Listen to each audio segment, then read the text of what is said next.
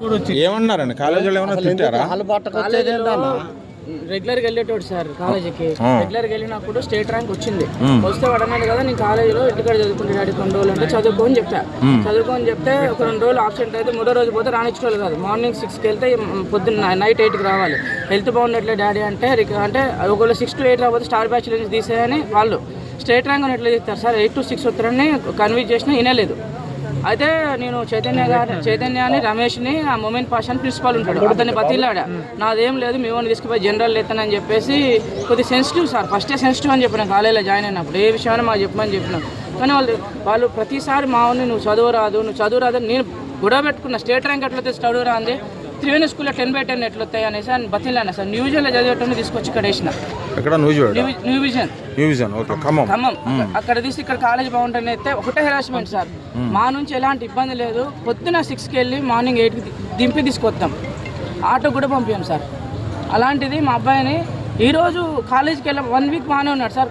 Principal గారు phone చేసి నువ్వు రాకపోతే హాల్ టికెట్ ఇవ్వం నీకు అటెండెన్స్ లేదని బెదిరియటం.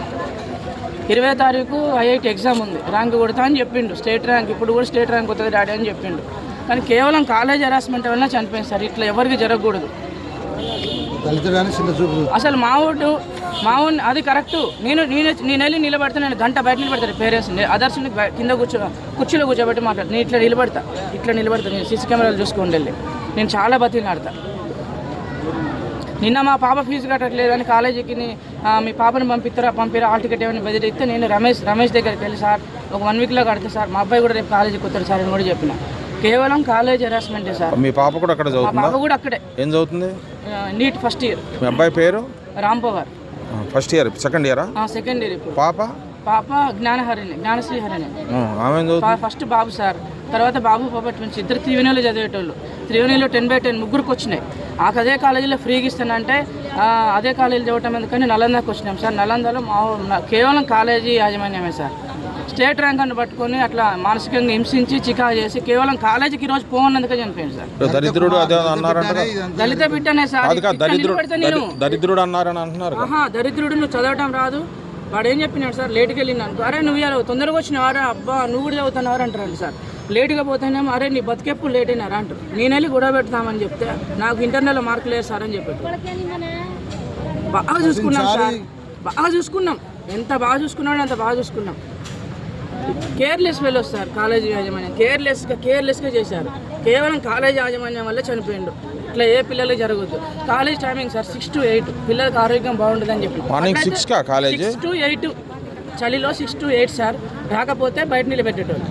6 కాలేజ్ అంటే అసలు అదేంటి? Morning 6 to evening night 8. Complaint చేయలేదా మీరు? బోర్డ్ ఆఫ్ ఇంటర్మీడియట్ బోర్డు వెళ్ళిపోయి తీసుకెళ్ళిపోండి అంటారు. ఇక్కడ పిల్లలు మధ్యలో ఆగమైపోద్దని మా బాధ. 6 మీరు ఎన్నింటికి బయలుదేరుతారు ఇంట్లో? మరి వాడు 4కి లేస్తాడు సార్.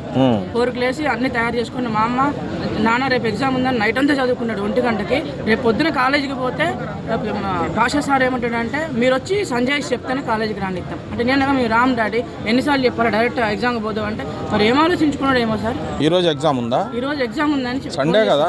సండే మా ఈ వీక్లీ ఎగ్జామ్ పెడతారు సార్.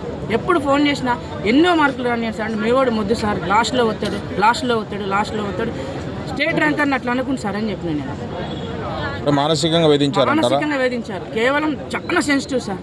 ఎంత సెన్సిటివ్ అంటే మేము కాలేజ్ యాజమాన్యం ఆయన ఎవరు? ఓనర్ కాలేజ్ వచ్చేసి చైతన్య. మరి ఆయన చెప్పారా? ఆయన నేను కలిసి వెళ్ళాను సార్ ఇట్లా కాలేజీకి రానియండి మా వాడు చదివినా చదవకపోయినా ఏం కాదు సార్. లేదు మీ వాడిని వేరే దాంట్లో ఇస్తామంటే నా ముఖం కూడా సార్ మీ డాడీ నాకు తెలుసు చౌదరి గారు తెలుసు సార్ నా ముఖం 1 నెల చూడండి సార్ మేము తట్టబడి జరుపుకొని వెళ్ళిపోతాను కూడా చెప్పిన. మళ్ళీ అదే నువ్వు వచ్చిన వారా ఆ క్లాస్లో కూడా పిల్లలు కూడా బాగా చికా చేస్తారు. లాస్ట్ బెంచ్లో కూర్చుంటాడు నిద్రపోతాడు వాడికి ఏం రాదు. వాడి వల్ల మేము లక్షలు తగలేస్తున్నాం ప్రిన్సిపాల్లకి టీచర్లకి.